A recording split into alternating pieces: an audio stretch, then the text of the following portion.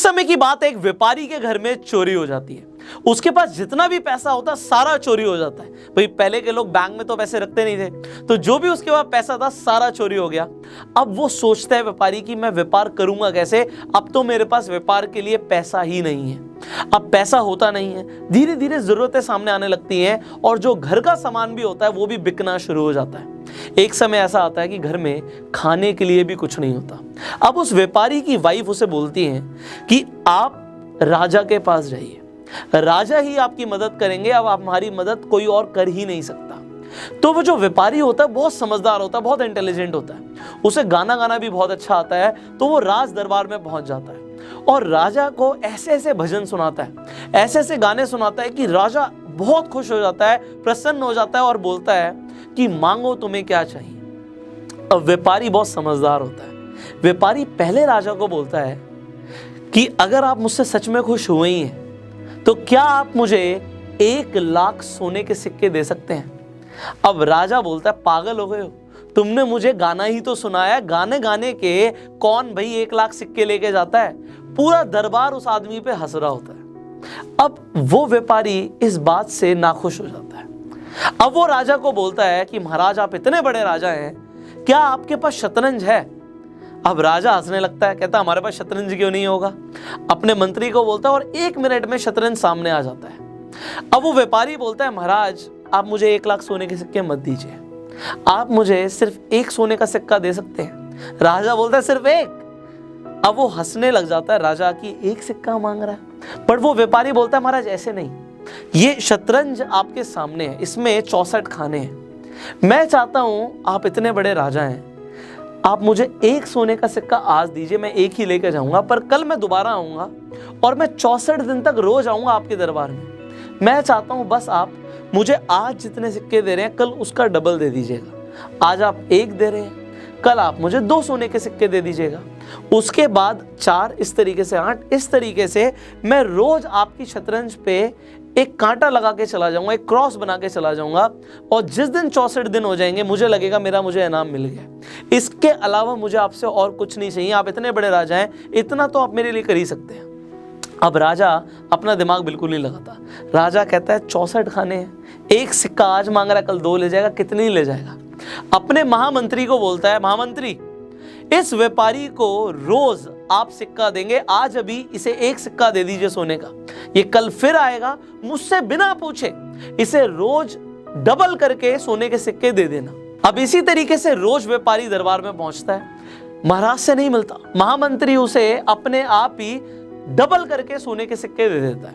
तो पहले दिन तो उसे जहां पे 1 सोने का सिक्का मिलता है, दूसरे दिन मिलते हैं 2, पर 23वें दिन कुछ ऐसा होता है कि राजा भी घबरा जाता है। महामंत्री भागा भागा राजा के पास आता है और बिल्कुल पसीना टपक रहा है, घबराया हुआ है महामंत्री और उससे बोला नहीं जा रहा। अब राजा बोलता है हुआ क्या है महामंत्री, मेरे सामने ऐसे क्यों आए हो, किसी ने हमला बोल दिया क्या हमारे ऊपर, क्या हुआ क्या है मुझे बताओ। महामंत्री बोलता है महाराज हमारा पूरा महाकोष खाली हो गया, हमारे पास अब कुछ नहीं बचा, सब लुट गया, सब चला गया। राजा बोलता है पागल हो गए हो, किसने चुराया, किसने हमारी सारी संपत्ति ले ली, हमारा सारा सोना कहां गया। वो महामंत्री बोलता है महाराज आपको याद है वो व्यापारी जो 23 दिन पहले दरबार में आया था, उसने हमारे साथ एक साजिश करी है, हमारे सारे सिक्के वो लेके जा चुका है। आज ही मैंने उसे 41,94,304 सिक्के दिए। राजा कहता है पागल हो गए हो, तुमने किससे पूछ के उसे 41,94,304 सिक्के दे दिए, इतने थोड़ी दे रहे थे उसे।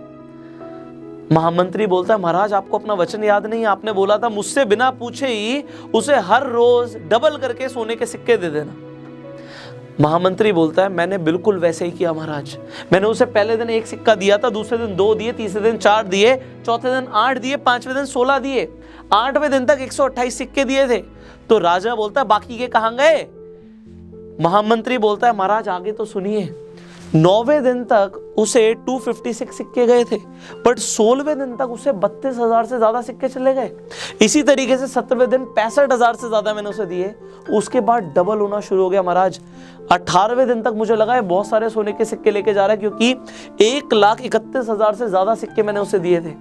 पर उसके बाद 19वें दिन 2 लाख से ऊपर, 20वें दिन 5 लाख से ऊपर, 21वें दिन 10 लाख से ऊपर और 22वें दिन 20 लाख से ऊपर। 20 लाख सोने के सिक्के तक मुझे लगा हमारे पास है, अभी राजकोष में बहुत पैसा होगा। बट आज मैंने जब उसे 41 लाख से ज्यादा सिक्के दिए, मैंने देखा अब राजकोष में कुछ नहीं बचा, और इसीलिए मैं आपके सामने आया हूं। अब अगले दिन वो हमसे 83 लाख से ज्यादा सिक्के लेने आ रहा है। महाराज, इतना पैसा, इतने सिक्के हम कहां से लेकर आएंगे? अब राजा को समझ नहीं आता उसके साथ हुआ क्या है। पूरी रात राजा को नींद नहीं आती। अब अगले दिन जब दरबार में वो व्यापारी आता है, राजा अपना सिंहासन छोड़ता है और उस व्यापारी के पैरों में गिर जाता है। बोलता है कि मैंने आपको सबके सामने वचन दिया था कि मैं हर रोज 64 दिन तक आपको पैसा डबल करके दूंगा, पर मुझे नहीं पता था उस दिन दरबार में जिस दिन आपने मुझसे 1 लाख सिक्के मांगे थे, इतनी बड़ी भूल हो गई। मुझे उस दिन आपको 1 लाख सिक्के दे देने चाहिए थे, मुझे नहीं पता था आप इतने बड़े ज्ञानी हैं। आपने 64 दिन तक ये बोला कि आप मुझे सिर्फ डबल करके दे दीजिए 1 सिक्का, और मुझे लगा आप कितने सिक्के मुझसे ले जाएंगे। और कल मेरे महामंत्री ने बताया कि हमारा पूरा राजकोष खाली हो गया है, अब हमारे पास इस सिंहासन के अलावा आपको देने के लिए कुछ नहीं है, क्योंकि हमारे पूरे राज्य में इतने सिक्के नहीं है सोने के, तो आप मेरा सिंहासन ग्रहण करें। देखिए, ये तो एक कहानी थी जिसमें राजा को पावर ऑफ कंपाउंडिंग नहीं पता थी और उस व्यापारी को, उस बिजनेसमैन को पावर ऑफ कंपाउंडिंग पता थी। एक पावर ऑफ कंपाउंडिंग से एक सोने का सिक्का 23वें दिन तक 41,94,304 बन सकता है। आप जरा सोचिए, अगर ये 1 रुपया होता तो 23वें दिन 41 लाख से ज्यादा हो सकता है। बट अगर आज ये आपको कोई बोले कि आज आप मुझसे 10 लाख रुपए ले लो, या फिर हर रोज मैं आपको 64 दिन के लिए 1 रुपया मल्टीप्लाई करके देता रहूंगा, डबल करके देता रहूंगा, तो आप क्या चूज करेंगे? आपका लग रहा होगा कि आप तो अब 1 रुपये को ही चूज करेंगे कि हर रोज डबल करके मिले, बट ऐसा नहीं है। जब हम इस वीडियो को शूट कर रहे थे, इस वीडियो को शूट करने से पहले ये सेम सवाल मैंने अपने कैमरामैन से पूछा, और उन्होंने बोला सर मैं तो 10 लाख रुपए को चूज करूंगा, क्योंकि कितना ही हो जाएगा भाई, 64 दिन तक कितना ही हो जाएगा। आप मुझे जरा नीचे कमेंट में बताइएगा, अगर वो व्यापारी राजा से 64 दिन तक सिक्के लेता तो कितने सिक्के उस राजा को, उस व्यापारी को देने पड़ते? आप नीचे कमेंट्स में जरूर बताइएगा। अब जैसे मैंने बोला कि भाई ये तो एक कहानी थी, रियल लाइफ में ये पावर ऑफ कंपाउंडिंग कैसे काम करती है इसे समझते हैं। देखिए यहाँ पे क्या है, जब 1 का 2 हो रहा है तो ऑलमोस्ट 100% की रिटर्न्स मिल रही हैं। अब ये 100% की रिटर्न्स हर दिन नहीं मिलती, कहीं भी नहीं मिलती, वरना हर कोई अंबानी बन जाएगा। बट बात ये है कि अगर आज आपने इस पावर ऑफ कंपाउंडिंग को समझा, let me tell you one thing, your life is gonna change forever. आपकी पूरी जिंदगी बदलने वाली है। Let me tell you why. देखिए, अगर हम रूल ऑफ 72 की बात करें, अब आप में से ज्यादातर लोगों को रूल ऑफ 72 पता होगा, कम से कम उन लोगों को तो जरूर पता होगा जो हमारी रेगुलर वीडियोस देखते हैं। तो रूल ऑफ 72 क्या कहता है कि भैया आपको जो भी रिटर्न्स मिल रही हैं साल की, मान लेते हैं आपको सिर्फ 12% की रिटर्न्स मिलती हैं, तो आप उसे 72 से डिवाइड कर दीजिए, आपके पास आंसर आ जाएगा कि कितने साल में आपका पैसा डबल हो रहा है। तो 6 साल में आपका पैसा मान लेते हैं डबल हो रहा है। वहां पे 1 दिन में हो रहा था, यहाँ पे 6 साल में हो रहा है। मैं 6 साल का एग्जांपल लेता हूं कि आज एक आदमी के पास, उसने काफी पैसा कमाया और उसने 1 करोड़ रुपए को कंपाउंडिंग पे लगा दिया। तो 1 का 2 करोड़ रुपए होगा, 2 का 4 करोड़ रुपए होगा, 4 का 8 करोड़ भी होगा और 8 का 16 करोड़ रुपए भी होगा। बट अब बात आती है कितने टाइम में। यहां पे 6 साल में हो रहा था, 6 इयर्स में, ठीक है जी। हमने रूल ऑफ 72 के हिसाब से समझ लिया। ये 12 साल हो गए, यहां पे 18 साल हो गए और यहां पे 24 साल हो गए। अब आप कहेंगे 24 साल में जाके सर ये 16 करोड़ रुपए हो रहा है, 1 करोड़ का 16 गुना हो रहा है 24 साल में, 12% की रिटर्न के हिसाब से। बट भाई मेरा एक सवाल है आपसे, ये मैंने 12% ना ऐसे ही लिख तो दिया आपको, बट आप मुझे बताइए, आपको आज आपके पास पैसा है, ये हम मान के चल रहे हैं 1 करोड़ रुपए, 1 करोड़ नहीं है 1 लाख है, जो भी आपके पास है, आपको 12% की रिटर्न्स मिल कहाँ से रही हैं? बैंक में पैसा रखोगे, बैंक में तो आपको 3% की रिटर्न दे रहा है।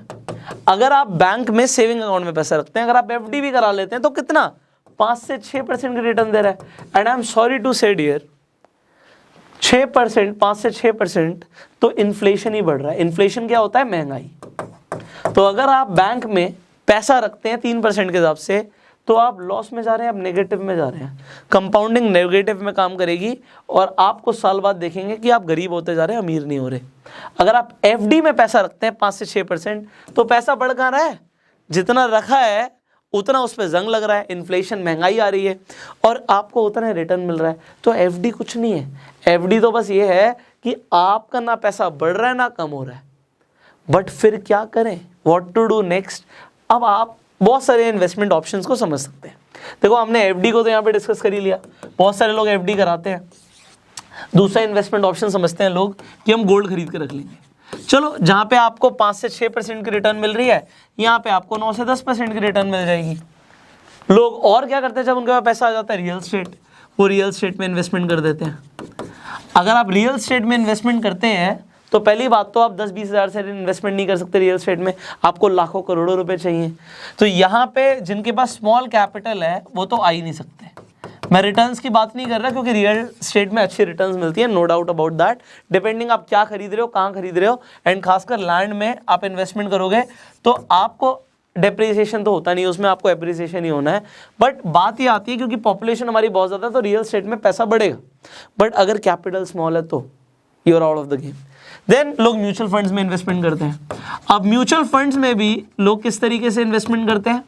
या तो इक्विटी इन्वेस्टमेंट लेते हैं, इक्विटी म्यूचुअल फंड्स, और डेट म्यूचुअल फंड्स भी रह सकते हैं सेफ साइड के लिए। अब equity is a very important thing. यहाँ पे इस इक्विटी को मैं समझा देता हूँ क्योंकि आप अगर म्यूचुअल फंड्स में जाओगे, अच्छे म्यूचुअल फंड्स में आपको 15% से ज़्यादा की भी रिटर्न मिल सकती हैं, जो हम अभी 12% की बात कर रहे थे। अब ये इक्विटी का मतलब क्या होता है?